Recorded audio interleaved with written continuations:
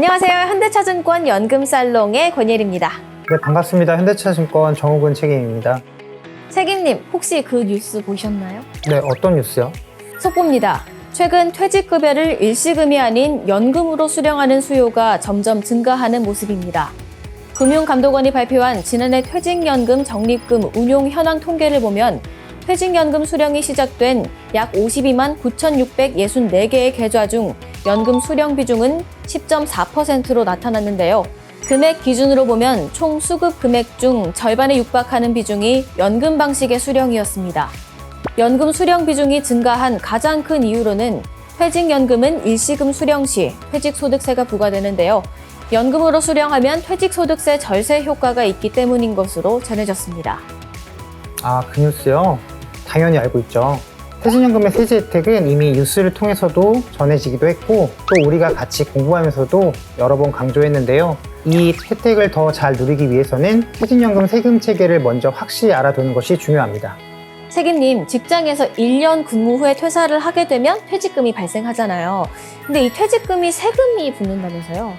네, 쉽게 우리가 매달 받는 급여 명세서를 보더라도 기본급과 10대 등 여러 항목이 있잖아요. 퇴직소득은 현실적인 퇴직을 원인으로 지급받는 모든 소득을 포함하는 것으로 여기서 말하는 현실적인 퇴직은 단순히 이직이나 정년 퇴직만을 한정짓지는 않습니다. 예를 들어 근로자가 임원이 된 경우나 비정규직 근로자가 정규직으로 전환하는 경우도 포함될 수 있습니다. 또한 퇴직금 중간 정산을 하는 경우도 마찬가지입니다. 그러면 책임님, 퇴직소득은 어떻게 과세가 되나요? 뭔가 느낌적인 느낌으로 오래 근무할수록 세부담이 적을 것 같은데 말이죠?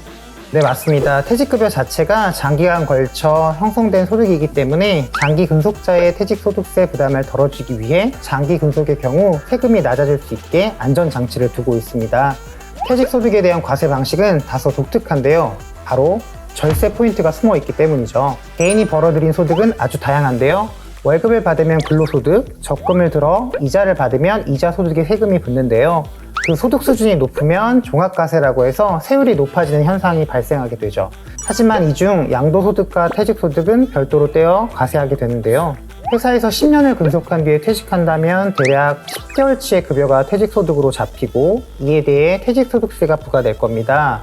그런데 만약 퇴직소득을 그해의 수익으로 모두 인식하게 되면 다른 근로소득과 합산해서 세율이 매우 높아질 수밖에 없습니다. 따라서 퇴직소득과 같이 오랜 시간에 걸쳐서 누적된 소득은 별도 계산하여 부과합니다. 이를 분리과세라고 하는데요. 이게 훨씬 합리적이겠죠. 뭔가 복잡하고 불친절한 게 세금이라고 생각했는데 나름 합리적인 부분도 꽤 많이 있는 것 같습니다. 그렇다면 퇴직소득세는 어떻게 계산해 볼 수가 있나요? 네, 퇴직소득세 계산법은 사실 복잡하고 어렵습니다. 그래서 지금 계산법을 설명드리는 것보다 고용노동부의 퇴직금 계산기를 검색해 보시면 대략적으로 산출해 볼 수 있으니 참고해 보시면 좋을 것 같습니다. 그런데 한 가지 다시 말씀드리면 퇴직소득세는 장기 근속으로 형성된 소득이기 때문에 세율이 근로소득세처럼 높은 편은 아니니까요. 너무 염려하지 않으셔도 될 것 같습니다. 일반 근로소득에 비해 그래도 세금이 그렇게 높지는 않다고 하니까 그래도 다행이라는 생각이 듭니다. 그래도 세금은 덜 낼수록 좋은 거잖아요. 절세를 위한 꿀팁 소개해 주실 거죠?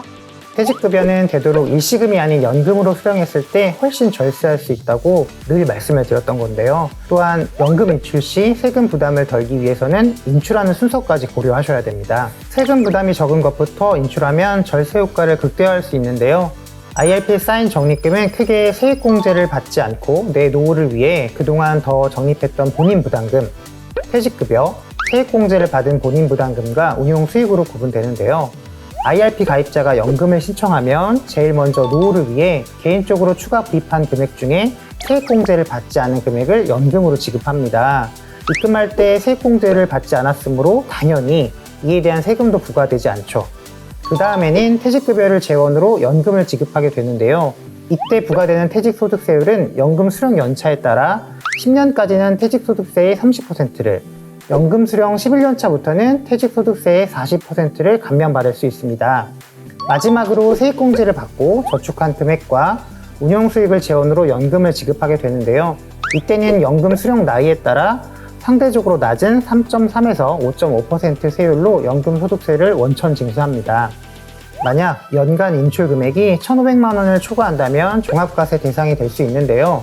만약 세율이 높게 책정된다면 16.5%로 분리과세 신청이 가능합니다.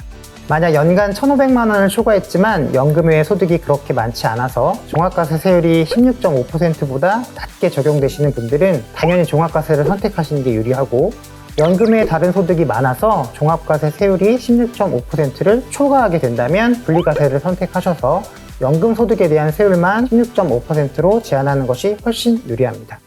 오늘 영상을 열심히 보신 분들이라면 퇴직 시 퇴직급여를 일시금으로 다 받는 것보다 미래를 위해 연금으로 받고 세금을 줄이는 방법을 선택하실 것 같은데요. 책임님, 이런 꿀같은 연금 정보를 쉽게 만나고 싶다면 어떻게 해야 되죠? 네, 현대차증권 내일의 연금에 정기적으로 콘텐츠를 올릴 예정이니까요. 관심 있게 봐주시면 도움이 될 것 같습니다. 네, 절대 잊지 마시고요. 저희는 다음에 더 알찬 정보로 찾아뵐 것을 약속드리면서 지금까지 연금살롱이었습니다. 우린 다음에 또 만나요. 안녕!